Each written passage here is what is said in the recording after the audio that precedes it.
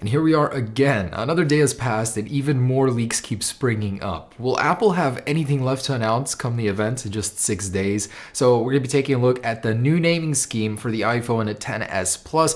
I actually have a new version of the XS Plus, the clone 6.5-inch version I wanted to share with you as well. And a ton of information regarding the new products they're going to be announcing in just 6 days. All right, so strap in. Here we go. We're going to start with the naming. So the iPhone XS was revealed not too long ago. The actual promo images, we know that, along with the Apple Watch Series 4 and the naming. But the iPhone 6.5-inch was a mystery. So now 9to5Mac believes they have the actual name of this upcoming iPhone, and it will be called the iPhone XS Max. Like, really, Max? I thought about that for a second. Does it make sense? I mean, the iPhone XS Plus is instantly recognizable. The Plus series, they've been around for already 3 generations. Why would they change it? But when I really thought about it, the Plus actually signifies something. The Plus means you get more for your money, more features. Yes, it does mean an increase in screen size as well, but the difference between the 7 and the 7 Plus, 8 Plus, 6S and 6S Plus was always bigger than just the screen size. There were differences in the camera,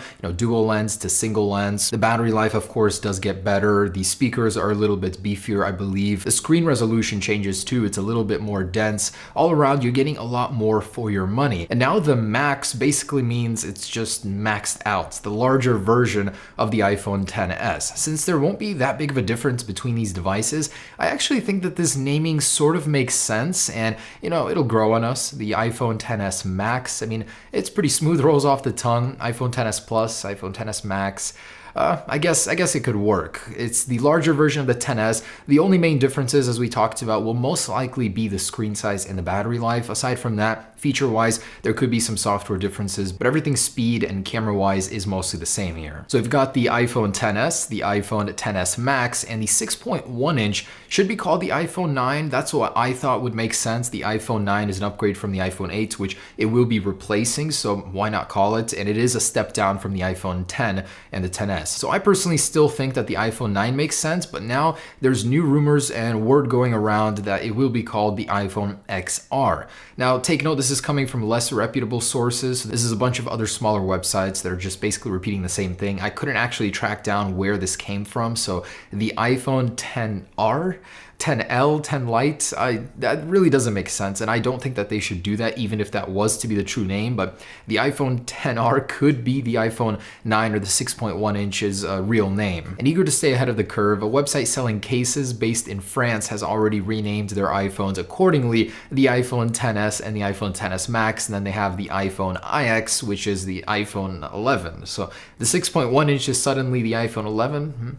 Yeah, this is totally not substantiated. There's no evidence that this is true, but they just wanted some publicity, so that's why they changed that. And we've got some great news regarding the pricing of this year's iPhone. So a German-based site, let me try and pronounce that, Masserkpoff, they say that they actually learned the true pricing of this year's iPhone lineup, and it's actually a very, very relieving one. So they say that the prices will be staying the same in euro. So not in USD, in euro they will be staying the same, and roughly translated, that could mean that the prices will stay the same, similar to the iPhone 8 lineup and the iPhone 10 of 2017. So let me elaborate here. They're saying that the iPhone XS will start at a starting price of $799. That's a $200 price drop from the iPhone 10 series, while you're getting an additional speed factor, camera improvements, whatnot, all those differences, but at a cheaper price. That is amazing. If that one is true, that's going to be a very popular product. Now, $100 cheaper is the iPhone 9, the 10R, if you will. I'm not even going to call it that. That is so not true. But it's going to start at $699, they say, and the iPhone XS Max, if that's to be believed, will be starting at $999. So that one's still going to be, the top-end model, the most expensive one. So $999 seems fair for a larger device, I guess. Although it would have been cool if they shied that down to $899. That would be a much more acceptable price.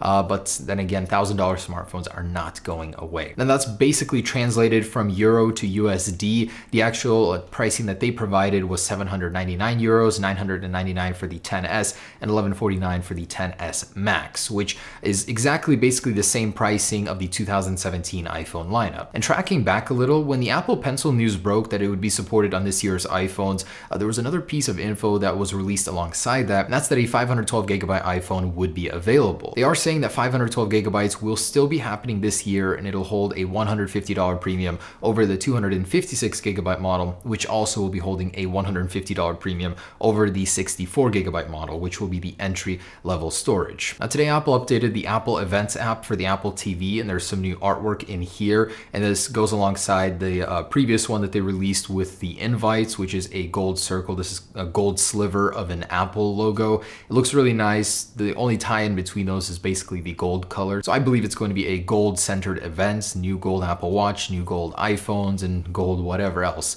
You're gonna have to pay in gold for the new iPhones. And Makatakara broke the news today that Apple will be allowing third-party manufacturers to make MFI certified USB-C to Lightning cables. So this is previously reserved only for Apple at the moment, but soon, once they allow it, you'll be able to get a cheaper version. And by the way, this is the block that Apple will be releasing, a USB-C fast charger. So pretty much what it'll look like, a little bit beefier, not much, it just extends a little. The fast charger they will be including in the box. And by the way, they will be including a cable like this as well, USB-C to Lightning. And it's going to be very nice for the people that have the MacBooks. You'll be able to get that included and compatible right away with your MacBooks. And I'm excited for the fast charging right out of the box. It's ridiculous that you have to pay more and get a separate adapter just to use fast charging. So yeah, that's going to be a good one. And the resolution for the Apple Watch Series 4 has leaked. So 9to5Mac, looking at some internal files of watchOS Beta 5, was able to determine the actual resolution of the new Apple Watch Series 4. And boy, it is going to be such a pleasure to use. They were able to determine that it's a 384 by 480 resolution. The existing one was 312 by 390.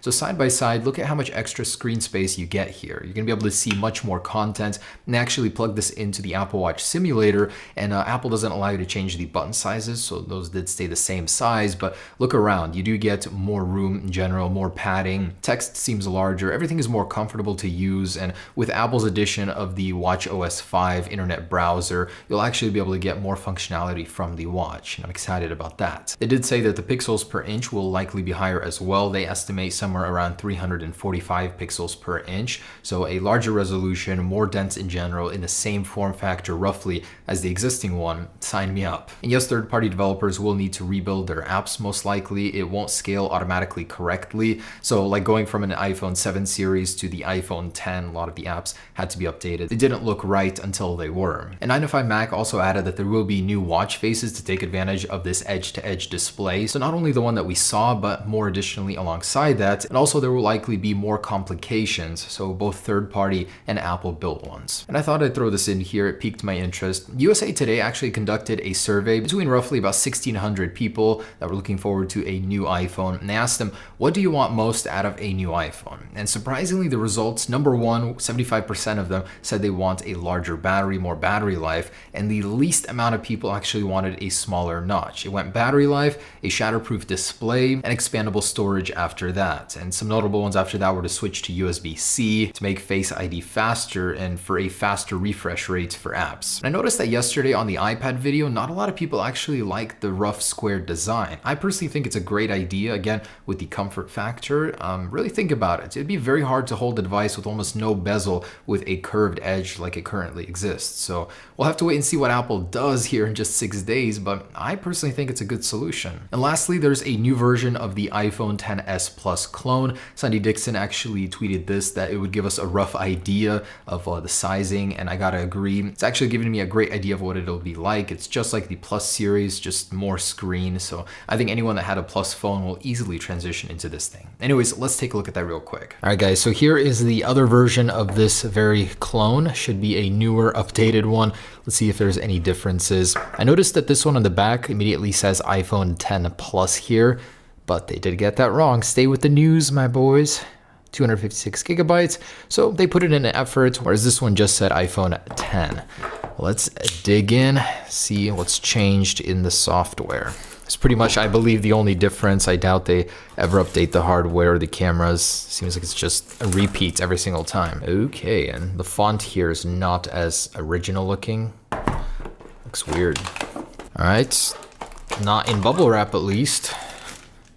And this is the space gray. Also comes with, whoa, did I just dig my finger underneath the screen? Wow, that's a good sign right there. All right, so let's power it up. So size-wise, this thing immediately shows itself to be massive.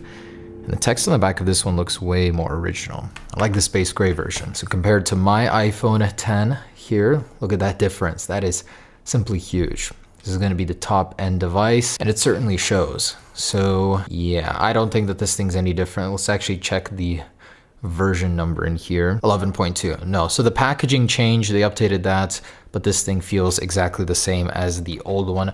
I did manage to test, but hey, still a good size comparison here. The 6.1 inch, a little bit bigger than that one. Massively larger than the iPhone 10 edition. Very excited, guys. Less than a week to go. Stay tuned. I'm sorry.